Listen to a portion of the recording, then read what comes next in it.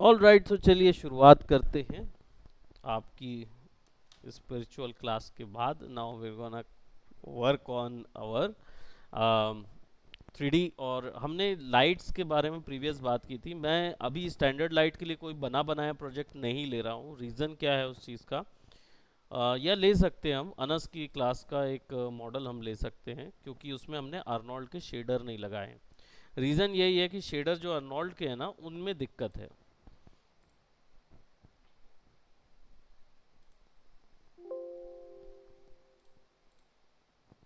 So let me just see our student Anas की class में ये जो घर बनाए थे हमने ना, इसमें कोई टेक्सचर नहीं लगाया हुआ। ओके, सो हम इसको टेक्सचर कर सकते हैं। नाउ मैं केवल यहाँ पे क्या कर रहा हूँ, स्लेट एडिटर पे जाऊँगा और एक स्टैंडर्ड लेगेसी वाला जो मैप है ना वो निकालूंगा। यहाँ पे देखोगे तो यहाँ पे आपके पास, यहाँ तो आपको मिल जाएगा सरफेस वगैरह के वो पॉइंट मिल जाएंगे, लेकिन मैं यहाँ पे स्टैंडर्ड लेगेसी यूज़ करूँगा। तो मैं इधर पे जाऊँगा और स्कैन लाइन रेंडर ही या ART रेंडर ले लेता हूँ, कोई भी एक चीज़।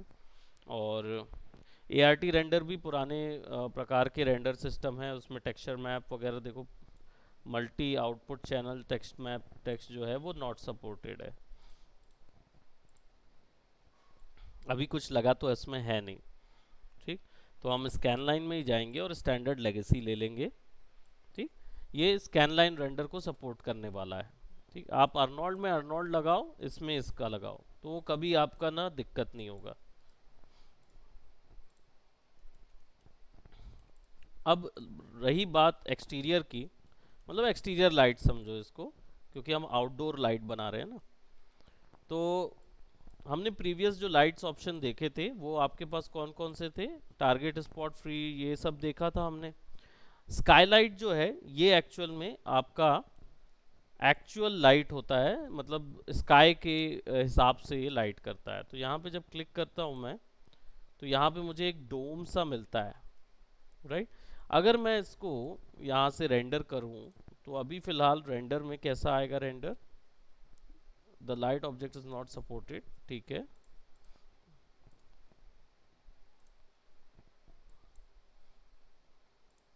सॉरी, यहाँ पे ना ART की जगह स्कैन लाइन ही लो, टेक द रेंडर।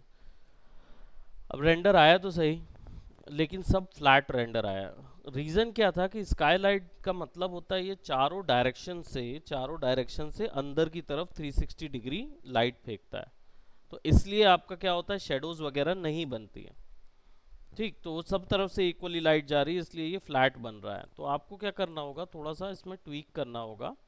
आप जाएंगे यहाँ, इधर जाएंगे और यहाँ पे देखो आपके पास यूनिफॉर्म मल्टीप्लायर है, कास्ट शेडोज ऑन ऑफ है। तो शेडोज ऑन कर दो। यहाँ पे ज़्यादा कुछ नहीं है, मल्टीप्लायर इंटेंसिटी है, यूज़ सीन इन्वायरमेंट या स्काई कलर और मैप, ये तीन चीज़ें थोड़ा समझो। सीन इन्वायरमेंट करोगे तो क्या होगा, कुछ नहीं दिखेगा। क्यों? क्योंकि there is no other lights या there is no colours involve in it. Colours यानी एमिशन, ग्लो वगैरह कलर कुछ भी नहीं डले हैं, तो वो नहीं उठा रहा। दूसरा, आप अगर 8 दबाएंगे, 8 कीबोर्ड से, तो आपको मिलेगा इन्वायरमेंट एंड इफेक्ट।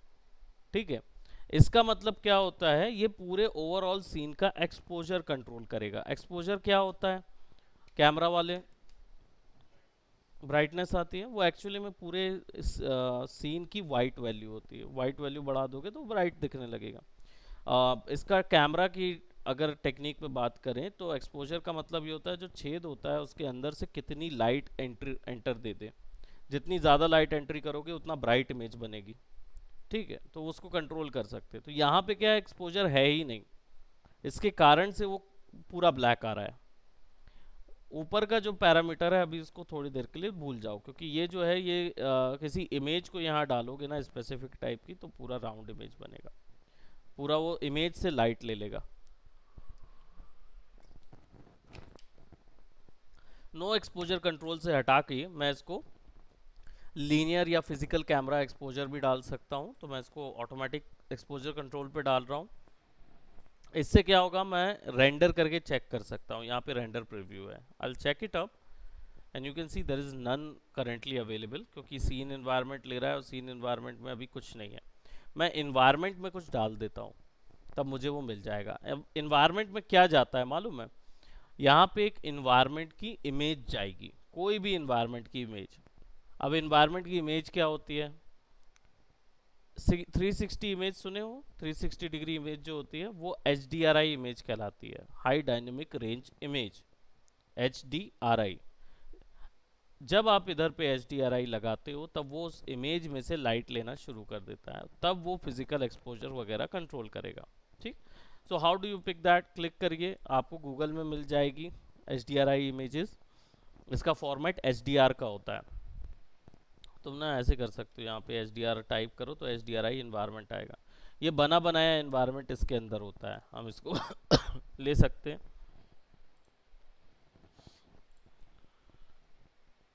अब ये इतने भारी होती हैं कि ये ऐसे नहीं दिखती हैं, इनको फोटोशॉप या बड़ा सॉफ्टवेयर लगेगा जो 48 बिट को दिखा सकता है।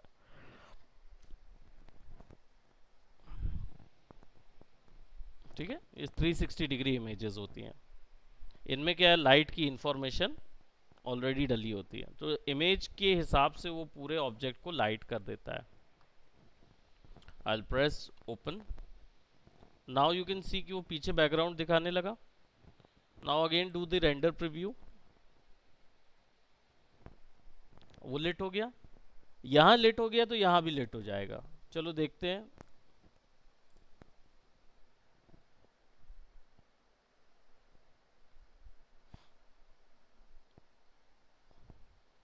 इसको बोलते हैं, एक टेक्निक बोला जाता है जिसको बोला जाता है इमेज बेस्ड लाइटिंग, IBL। ये टेक्निकल टर्म है, अगर कहीं भी वहाँ जाओ लाइटिंग वगैरह के लिए और कोई बोले आप IBL कर लेते हो तो ये मत होना कि क्या बोल दिया। IBL मतलब इमेज बेस्ड लाइटिंग, यानी कि इमेज के थ्रू सीन को लाइट कर देना। तो अब क्या होगा, आपका जो जहाँ पे वो था, क्या बोलते हैं, इमेज में लाइट था, वहीं से वही हिस्सा हाईलाइट होगा। ठीक। ये जो हाईलाइट आ रहा है ना इधर, वो इस हिसाब से आ रहा है कि इधर पे कोई जो सीन का वो था ना, लाइट था, वो इधर पड़ रहा है। लेकिन इसमें ना सॉफ्ट लाइट ही बनती है हमेशा, सॉफ्ट शेडो ही बनती है, इसमें हार्ड शेडोज नहीं बन सकती। इसको बदल बदल के चेक कर सकते हो, जैसे यहाँ ब्राइटनेस तुम्हें कैसी वाली चाहिए, ज़्यादा ब्राइटनेस चाहिए, ज़्यादा कॉन्ट्रास्ट चाहिए, एक्सपोजर कितना चाहिए, फिजिकल स्केल कितना चाहिए, ये वैल्यूज़ यहाँ डाली जा सकती हैं, जैसे हम लोग फोटोशॉप में करेक्शन वगैरह करते आ रहे थे वैसा ही। इफ़ेक्ट्स में आप फॉग वगैरह ऐड कर सकते हो, तो यहाँ पे जैसे मैंने फॉग ऐड कर दिया, ओके कर दिया, तो फॉग के लिए ना यहाँ इफ़ेक्ट में आ जाएगा, ये आगे वाले इफ़ेक्ट्स हैं, इसको छोड़ दो, ये फॉग आ गया, इसका सेटिंग यहाँ मिल जाएगा। ठीक है, फॉग कैसा हो, कितना भारी हो, आप वापस से रेंडर करके चेक कर सकते हो। देखो फॉग कितना अधिक दिखा रहा है ना, तो सीन फॉग हो जाता है। यहाँ पे मैं क्या बोलते, एक्सपोनेंशियली नियर जो है वो 0.2 कर देता हूँ, राइट, और I take it up, do the rendering.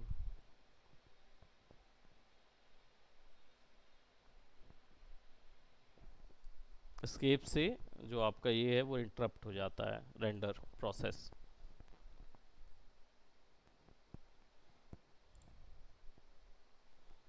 थोड़ा मिस्टीफाई फॉग है, हल्का सा ब्लूइश टोन रहेगा फॉग के ऊपर में।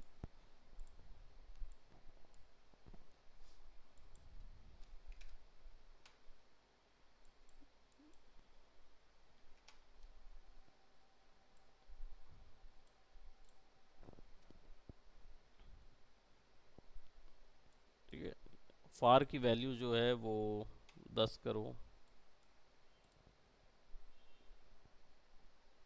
अब हल्का हल्का फॉग बढ़ेगा। यहाँ यूज मैप को ऑफ कर दोगे ना तो वो दिखेगा नहीं, लेकिन फॉग बनता रहेगा।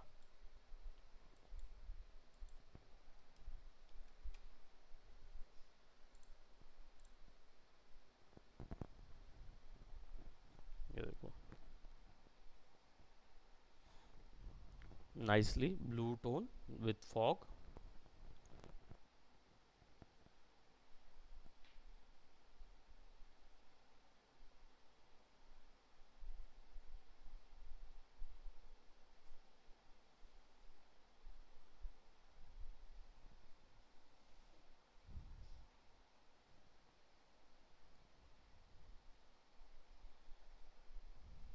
ओके,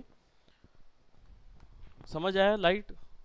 बहुत ही सिंपल है, आपको केवल ये करना है कि आपको environment and effect 8 number keyboard से दबाना है, ये ओपन हो जाएगा। इसके अंदर आपको क्या करना है, एक HDRI यानी कि इमेज बेस्ड लाइटिंग डालनी है, बस। ठीक, ये इमेजेस कहाँ कहाँ मिलेगी, एक तो इसी के अंदर मिल गई, OSL HDRI इन्वायरमेंट में देख लो कि मैक्स की लाइब्रेरी में होता है। मान लो अगर नहीं मिलती है तो आप यहाँ पे चले जाओ और यहाँ पे पॉली हेवन में चले जाओ या textures.com में चले जाओ। इधर पे क्या है, बना बनाया HDRI रहता है, लोग कैमराज 360 कैमराज से ले लेके फ्री ऑफ कॉस्ट डाल के रखते हैं।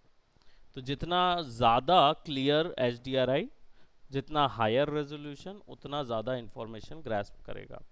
ये इंफॉर्मेशन ना बढ़ाई भी जा सकती है। कहाँ से बढ़ाई जा सकती है, रेंडर सेटअप जब आप ओपन करोगे तो आपके पास रेंडर के कुछ ऑप्शंस होंगे।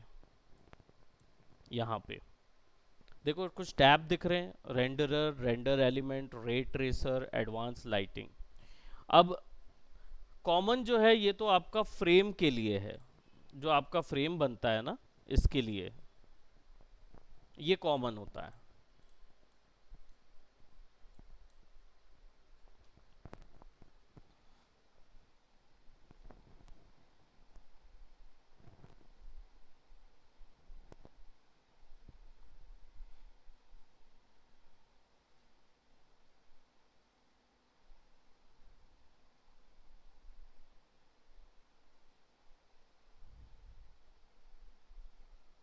राइट,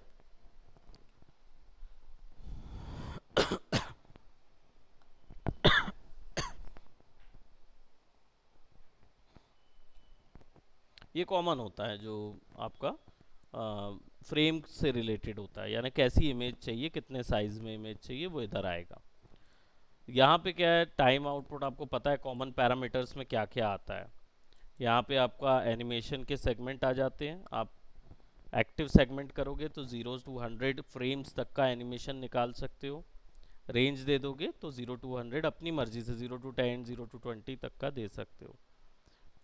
एरिया टू रेंडर, कितना एरिया रेंडर करना है, ये चीज़ जो है ना, ये रीजन बनाना पड़ता है। ये रीजन जो है वो आपका उस पे बनता है। ये जो बनता है ना, तो इसमें रीजन आता है ऑप्शन, तो आप ना ये रीजन सेट कर सकते हो। तो जितना आप सेट करोगे ना और रेंडर मारोगे, उतना ही एरिया रेंडर होगा। आप अपनी मर्जी से उस एरिया को रेंडर कर सकते हो। कई बार होता है ना, आधी इमेज आई और आधी नहीं आई, या आपको चेक भर करना है कि इतना सेक्शन कैसा दिख रहा है, तो फिर उतने का आप रीजन ले लीजिए। अच्छा, तो इसके बाद, जी जी, तो अभी हम लोग उससे चला रहे हैं क्या सर? हाँ, एसी तो आ गया सर ऊपर में, नीचे गायब है। यहाँ दिक्कत नहीं है सर। जी जी जी।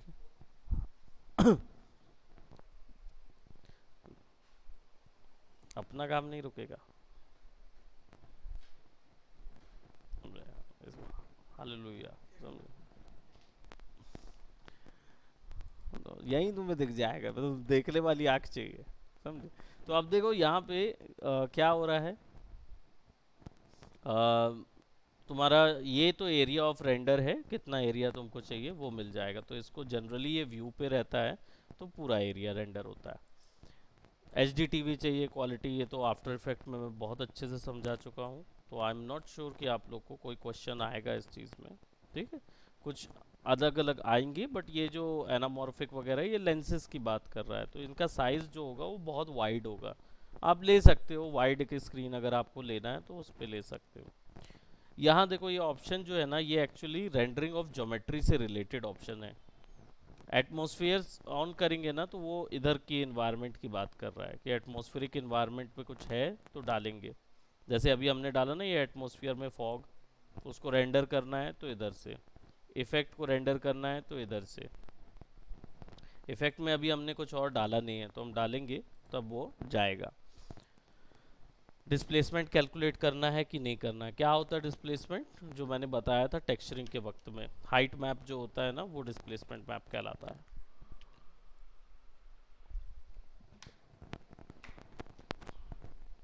रेंडर हिडन ज्योमेट्री, इसका मतलब किसी चीज़ को हाइड किए होगे तो वो हो जाएगी। Area lights and shadows as point, ये ऑन करके रखो। जो एक्स्ट्रा लाइट आपने लगाई होगी वो उसको भी रेंडर करेगा, अगर वो पॉइंट के रूप में रेंडर करेगा। फोर्स टू साइडेड ऑन रहना चाहिए डेफिनेटली हमेशा। क्यों? क्योंकि ज्योमेट्री की अगर कोई उल्टा पलटी चीज़ है, मतलब जैसे फॉर एग्जांपल ये वाली चीज़ है, अंदर का चीज़ दिख रहा है, वो इनविजिबल दिखाई देगा, तो आपको पीछे की चीज़ भी दिखने लगेगी अगर आपने इन्वायरमेंट पूरा बनाया हुआ है तो इसलिए वो चीज़ ऑफ रखते हैं। सुपर ब्लैक का मतलब क्या होता है मालूम है? सबसे डार्केस्ट पॉइंट कैलकुलेट करना है कि नहीं, क्योंकि अगर कंप्लीट ब्लैक आप डार्केस्ट पॉइंट रखोगे तो आपका जो इन्वायरमेंट होता है उसमें ब्लेंडिंग करने के चांसेस कम हो जाते हैं। तो रखना है नहीं रखना है आपकी चॉइस है। ब्लैक एंड वाइट इमेज अगर बना रहे होगे सेपिया टाइप की तो रख सकते हो। वीडियो का कलर चेक करना है, ठीक है, कार्ड वगैरह का कलर चेक कर लो। Render to fields, depth of field अगर ऐड है तो करना है, ठीक। डेप्थ ऑफ फील्ड वैसे भी वो कैमरा का पोर्शन है, तो दैट यू कैन सी कुछ चीज़ें नहीं है तो कुछ एरर दिखा रहा है। लाइनिंग लाइनिंग दिखा रहा है।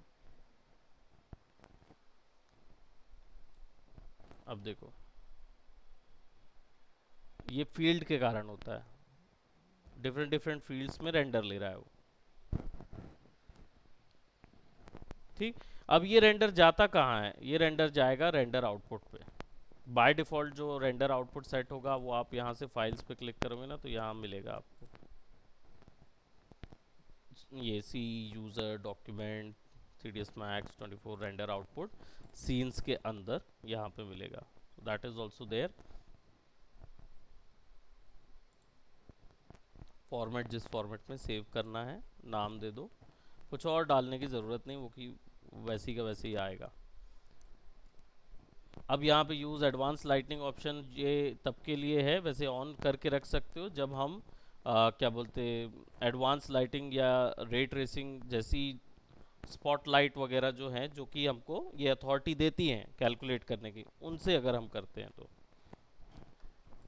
अब ये तो पूरी चीज़ें यहाँ के लिए आउटपुट के लिए ही है पूरी। यहाँ जो सेटिंग मिलेगी वो मिलेगी इनके कैलकुलेशन के लिए। ठीक, तो यहाँ पे देखो सारी कैलकुलेशन जो है वो एरिया, अलग अलग टाइप के Blackman, a 25 pixel filter that is sharp but without edge enhancement, edges enhance नहीं करके देता है। इसको लेके रेंडर करोगे तो अब रेंडर थोड़ा भारी भी हो गया तो कैलकुलेशन थोड़ी एक्यूरेट आएगी, ऐसा होता है इसमें।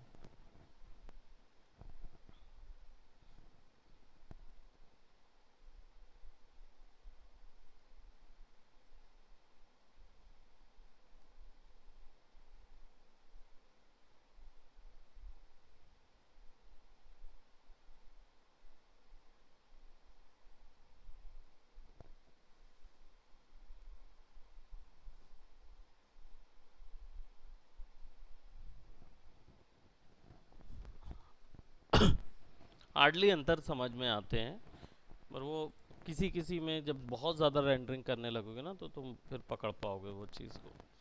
तो यहाँ पे जैसे कैटमोल्ट रोम बोला जाता है कि इसको रख लेते हैं, स्कैन लाइन के लिए बेहतर होता है।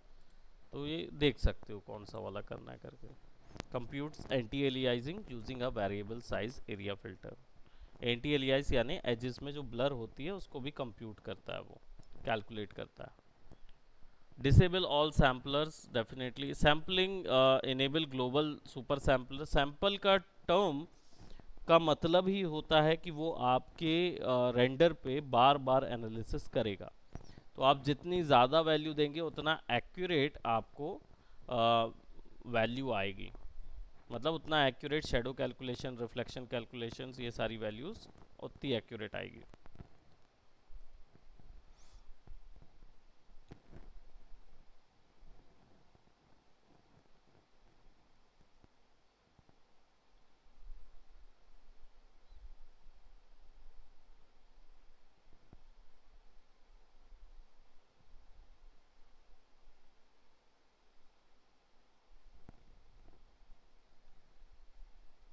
अब देखो और ज़्यादा टाइम लेगा ना।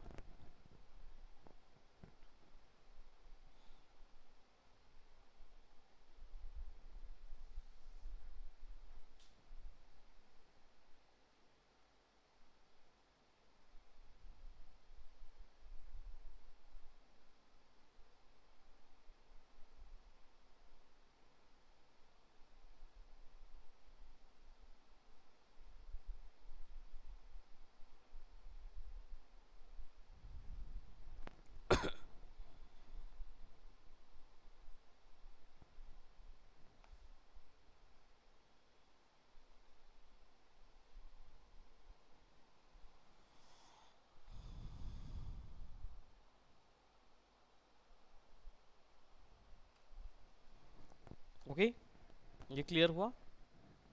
कोई डाउट इसमें? और कई जो एडवांस टेक्सचर्स होते हैं ना वो स्कैन लाइन में नहीं हो पाते। जैसे कई कई बार नॉर्मल्स जो है ना वो नहीं ले पाता है। कई बार आपका क्या बोलते हैं ट्रिपल एस जो होता है, यानी सब surface scatter map, emission glow, ये सारे नहीं ले पाता है वो। तो इसके कारण से कई लिमिटेशन है स्कैन लाइन रेंडर के साथ। अब बारी आती है देखो रेंडर एलिमेंट्स की, इस रे ट्रेसर की और एडवांस लाइटिंग की। मैं इसको बोलूँगा रेंडर एलिमेंट्स मेरे को याद दिलाना। मैं आपको नेक्स्ट क्लास में बताऊंगा। क्यों नेक्स्ट क्लास में? क्योंकि ये एक बड़ा टॉपिक है, इसको हम अलग से अच्छे से सीखेंगे। ये वीएफएक्स वालों के लिए ज़रूरी होता है, ठीक है? तो इसको सीखना ज़रूरी है। दूसरी चीज़, और अभी हम लोग स्कैन लाइन में हैं तो हम आर्नोल्ड में भी ये चीज़ कर रहे होंगे। We gonna learn everything about it कि दोनों में रेंडर एलिमेंट्स कैसे निकालते हैं। इसी से कंपोजिशन होता है, कंपोजिटिंग होती है। अब बात आती है यहाँ पे जो हमारे पास आपने देखा होगा कि हम जो सीन यहाँ पे यूज़ कर रहे हैं, हमें नहीं पता कि ये एक्चुअल में लाइट जो है वो इस तरफ में है। अगर उसको कंट्रोल करना होगा तो कैसे कंट्रोल करें? यहाँ से घुमाएंगे तो कुछ नहीं हो रहा। तो how do we control it? Control करने का तरीका बहुत ही सिंपल है। We just have to click on this one, slate editor. यहाँ से क्लिक करो और इधर पे ड्रैग कर दो, और इसको इंस्टांस रखना, कॉपी मत करना। इंस्टांस करोगे तो अब जो भी बदलाव आप इस पे करोगे वो बदलाव इधर पे भी होगा। अब इधर पे सिंपल अंदर जाओ, ये तो आपने इमेज ले ली, और अभी जो वैल्यू आप देख रहे हो ये वैल्यू रोटेशन जो है वो यहाँ से हो सकता है, ठीक? So if you are going to press 10, you know that वो हिल रहा है। देखो यहाँ से ऐसे हिलाते हुए,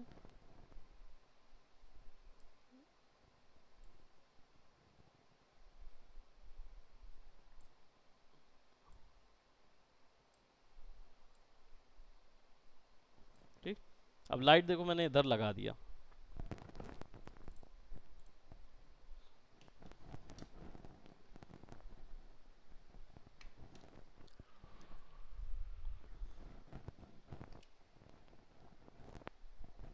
हाईलाइट इधर से होना शुरू हो जाएगा ज्योमेट्री। तुम जहाँ घुमाओगे ना वहाँ से हाईलाइट होने लगेगा। इसको बोलते हैं IBL lighting, image based lighting. इसमें से कितना समझ में आया? सिस्टम तो समझ आया कि इमेज में से कैसे खींचेगा, तुमको ये टेंशन नहीं लेना है कि कौन सी इमेज लेना, तुम एच डी आर आई उठाओ, एच डी आर आई उठा के सीधा लगा दो इन्वायरमेंट में, और कंट्रोल बना लो स्टैटिक मैश, तुम्हारा स्लेट एडिटर में ले जाके उसको इंस्टांस कर दो। तो अब जो भी बदलाव इसमें करोगे वो सब इधर होता रहेगा।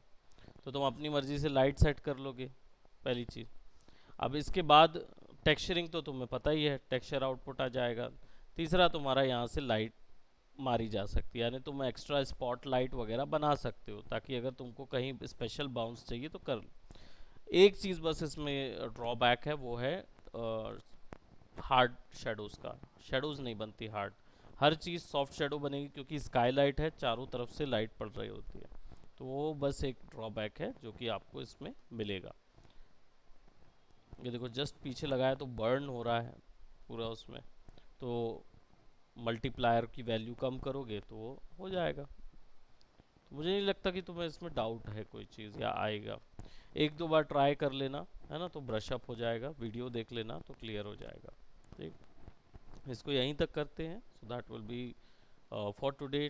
ट्राई दी आईबीएल लाइटिंग, है ना। और जो ये फायरफ्लाई डॉट्स बन रहे हैं, ये सैंपल की कमी के कारण बनते हैं। ठीक, तो सैंपल की कमी जो है वो हम यहाँ से विल प्लान इट फॉर, इसमें क्या है आपको ये सब चेंज करना पड़ेगा थोड़ा सा। लीनियर एक्सपोजर करके देखो कौन सी वैल्यू दिखा रहा है, कौन सी नहीं दिखा रहा है, that also you need to check it up, है ना। और सेटिंग्स में सैम्पलर वगैरह जो है वो डिसेबल ऑल सैम्पलर्स।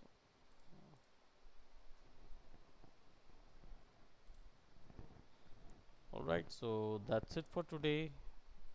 इसको will see to it. That's it for today, bye bye, take care.